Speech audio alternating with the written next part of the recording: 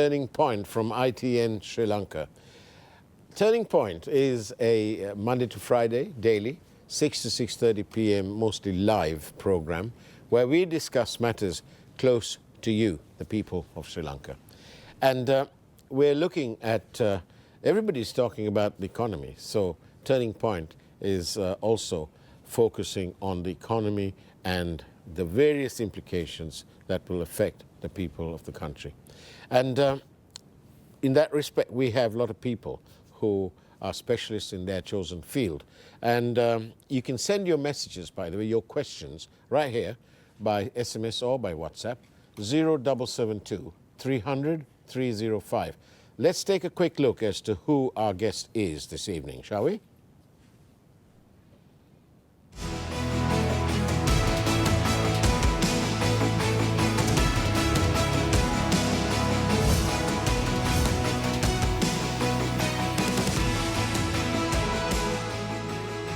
And of course, our guest this evening is the former Director General at the Securities Exchange Commission of Sri Lanka and the former Senior Advisor to the Ministry of Finance and the Treasury, is none other than, of course, Mr. Malik CADER. Good evening, Malik, and welcome home to ITN. Yeah, good evening, Faraz, for inviting me on the program, and it is the right time to discuss matters of economy.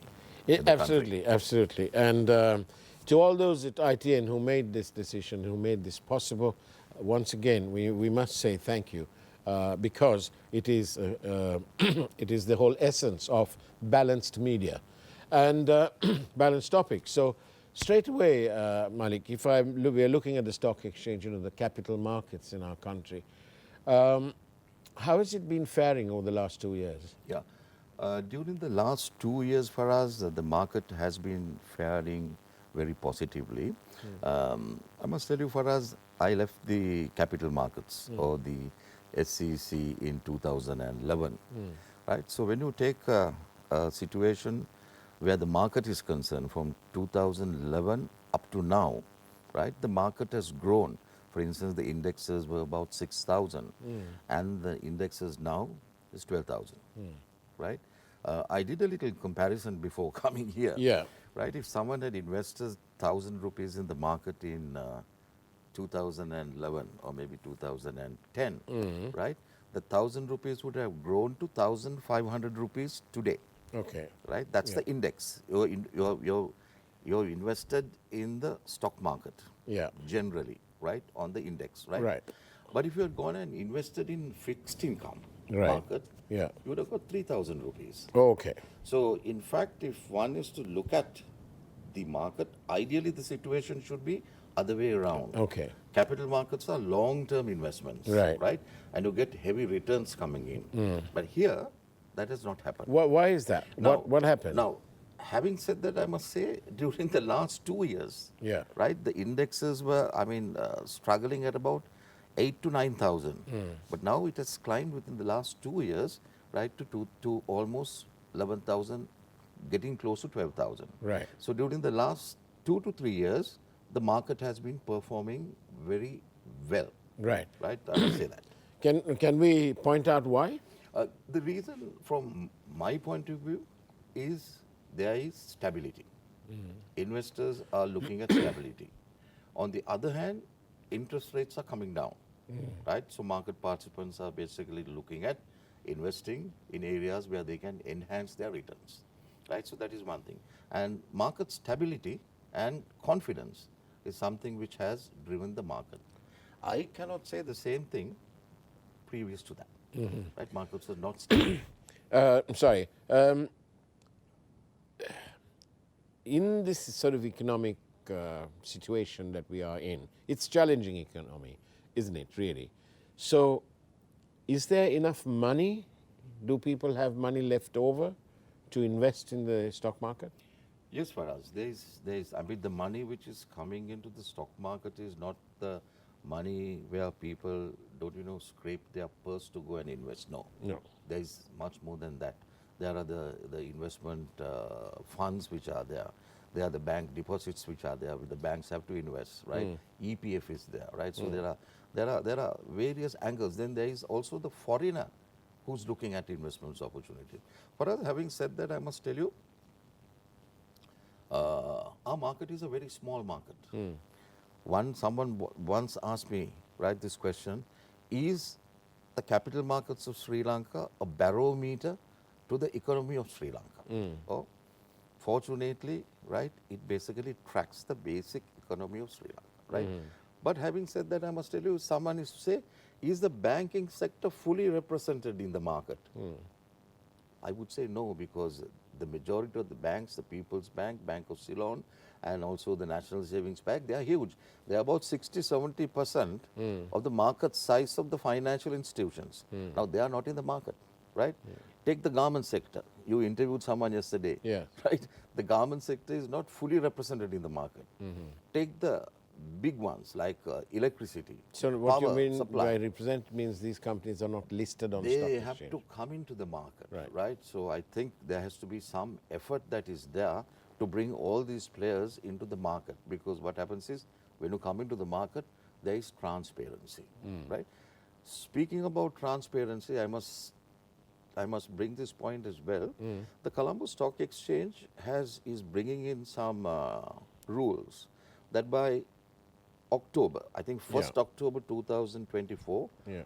all the listed companies, Yeah. right, will have to have their policies disclosed to their investors and published on your website. Right. Now, when you say policies, there are about 11 policies which has been itemized. Right? Why do we need that? Why is that We need necessary? that is for governance. Right. Right. For instance, the investors will know, right, the board governance. Now, right. can Or I the- just interrupt you here? See, so back again to the same old thing that I'm interrupting people, but I'm interrupting Yeah. for a point.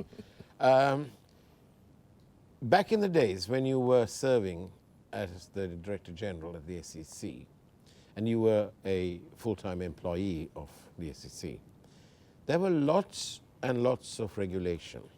You and Mrs. Sugurudasa had something called a handbrake. And this helped to stem, or did it, these sort of pumping and dumping of shares. Are you of the view now that those steps that you took then is actually helping the market today? Yes, in fact, the steps we took at that time is basically definitely helping the market. What we did was something which others would not do. We took the bull by the horn. Right. Right? If we didn't take that, all those cases will be still happening in the market or in the courts. Right? There would not have been an end, right, to litigation. Right. But what we did was, as I told you, we took the bull by the horn and we put those handbrakes and we said no credit. But The market is now disciplined Yeah. and they are following it even better than what we expected. But thousands of people, the Mahajanatava, who were encouraged to invest in the stock market, they lost money. Yes, so the market is a place where you have to be careful. The Mahajanatava whom you're referring to will have to have that amount of education before coming into the market. What happens is there is this herd instinct, Right. right? So everyone follows. Everyone follows that. So that is something which people have to be mindful of. Right. Right? You have to make your investment decision, right, based on information you have. So last question before we go for a break, but very quickly. Those regulations are essential, and that's why the market's stable?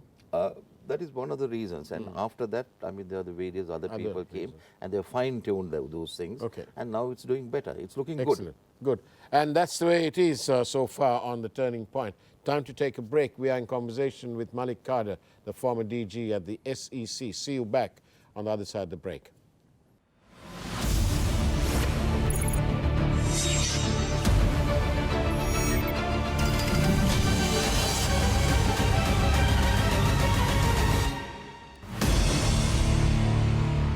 And welcome back to the turning point for ITN Sri Lanka. On the day, by the way, that the TRC has given permission for Elon Musk's Starlink to start business in Sri Lanka. The license starts today.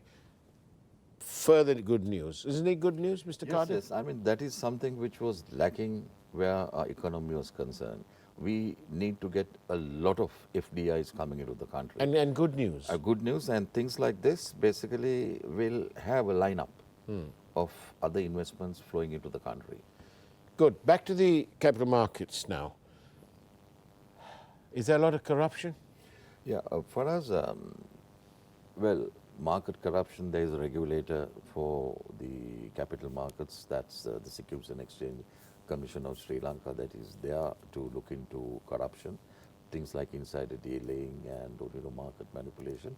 But having spoken about corruption, I need to bring this matter up. The IMF, when they basically granted Sri Lanka the facility, on top of the line, on top of the agenda, was eradication of corruption in Sri Lanka. Yes, this is one of those 6 conditions. Right, one of the 6 conditions. So what I think I must say, the government of Sri Lanka must be complimented.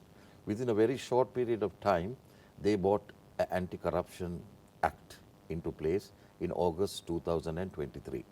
Now, what this does is, previously, only a government servant could take a bribe. A private servant, that's not a bribe, right? Only a government servant can take a bribe. But after August 2023, the private sector has been roped in, right, into this anti-corruption, basically active. I mean, that's a good thing, isn't it? It's a very good thing. For instance, if a purchasing manager of a company takes a bribe which falls within the ambit of corruption, the bribery commission authorities can go into that company, arrest that person, right, and basically prosecute him. We didn't really need Ranjan Ramanayake to say that everyone's the same, because the constitution of Sri Lanka says that we are all the same. That's right. So, and therefore, why should the public servant have to pay the price and the private man get away? Right. So great idea. So now it is basically a level playing field. There is one incident which was very interesting. I think last year it was directed by the authorities. Must compliment the bribery commission for doing that. In Dambulla Anuradhapur area, they basically got hold of someone who basically wanted a sexual bribe.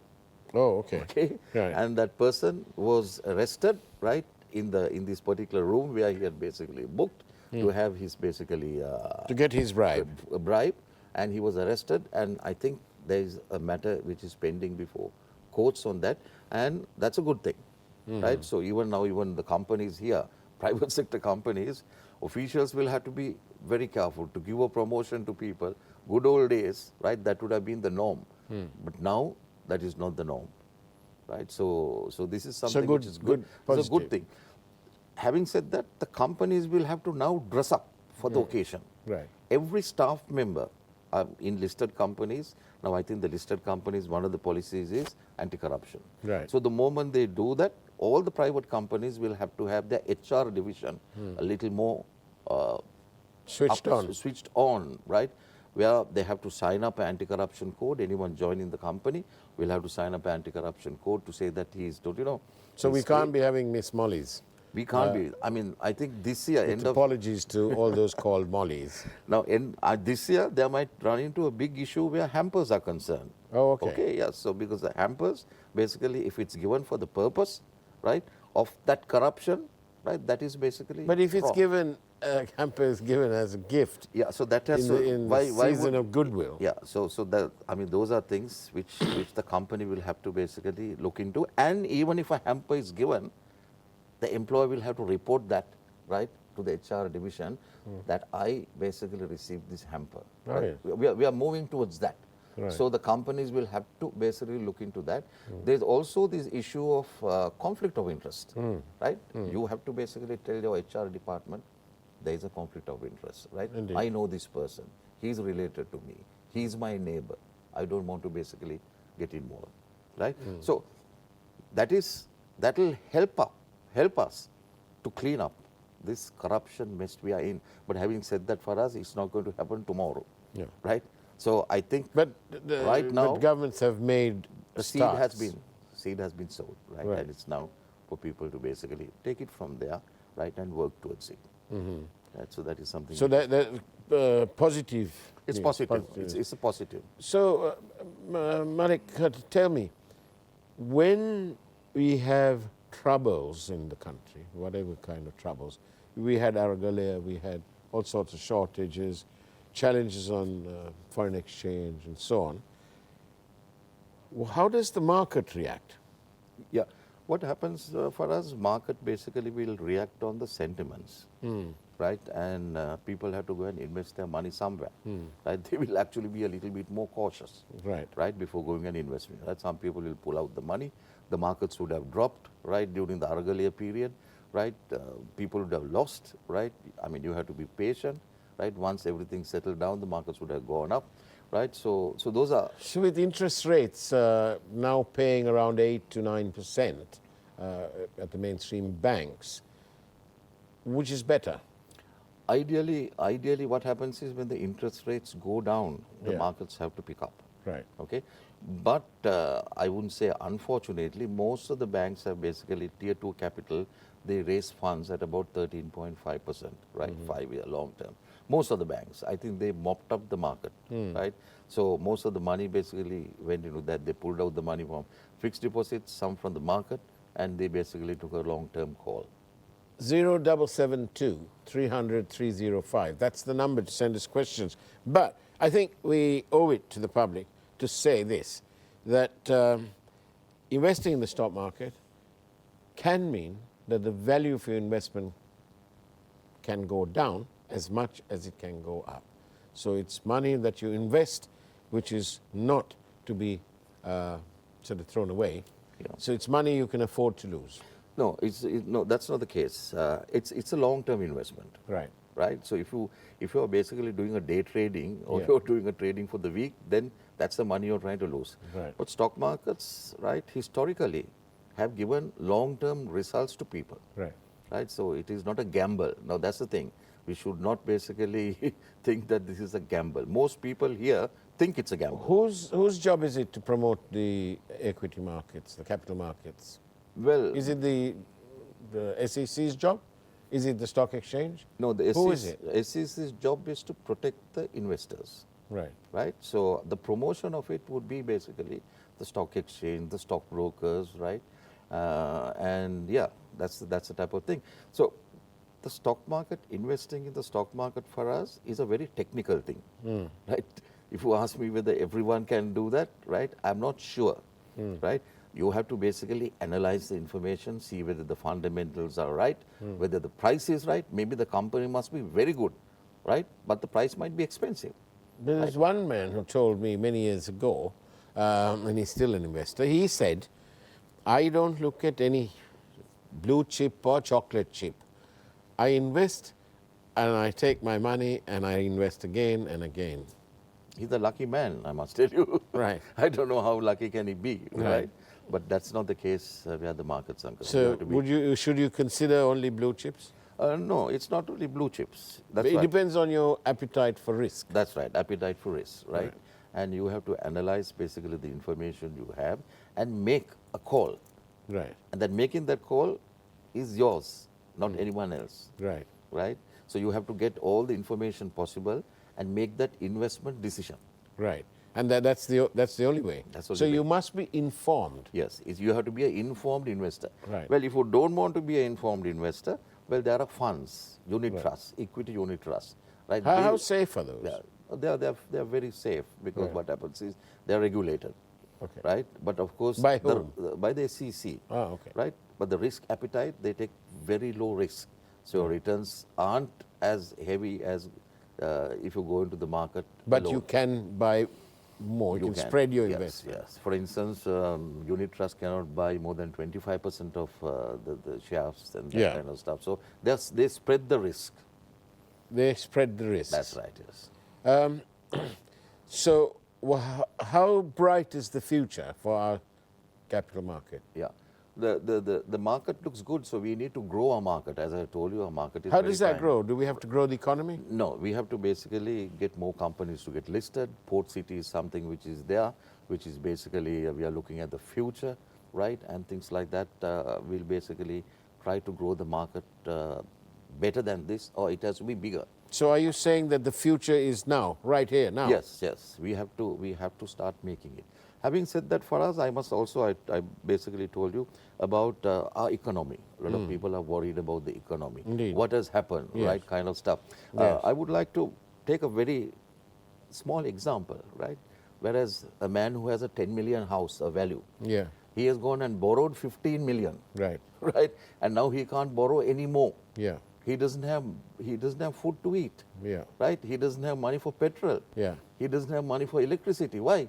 Because he has basically gone and borrowed beyond his limits. Right. The question is now, what is he to do? Right. Right? There are very few options available, and I think that is exactly what we have done, right, at the moment. We need to bring money coming into the house Right. in some particular way. One of the things is you send the people from inside, go outside, work and bring money, right? Rent out the rooms, Right. right? And then this 15 million expenditure, there can be a bathroom done with gold, which is not bringing any result Right. into the country of these things. So you must be mindful of getting a return. Yes, And you must be mindful of your time. Yes. And get a bit sharper and leaner correct. to survive. But what you're saying is opportunity Sri Lanka is here. Yes, there is tremendous amount of benefits that is available at this moment of time, because I think we are moving on an upward trend. Excellent. Right? When you're moving on an upward trend, I think there are the opportunities that are available. Thank you very much, Malik CADER, former DG at the SEC Sri Lanka. Thank you very much. Oh. Been a great pleasure having you on board Turning Point. That's the way it was. Take care and bless you all.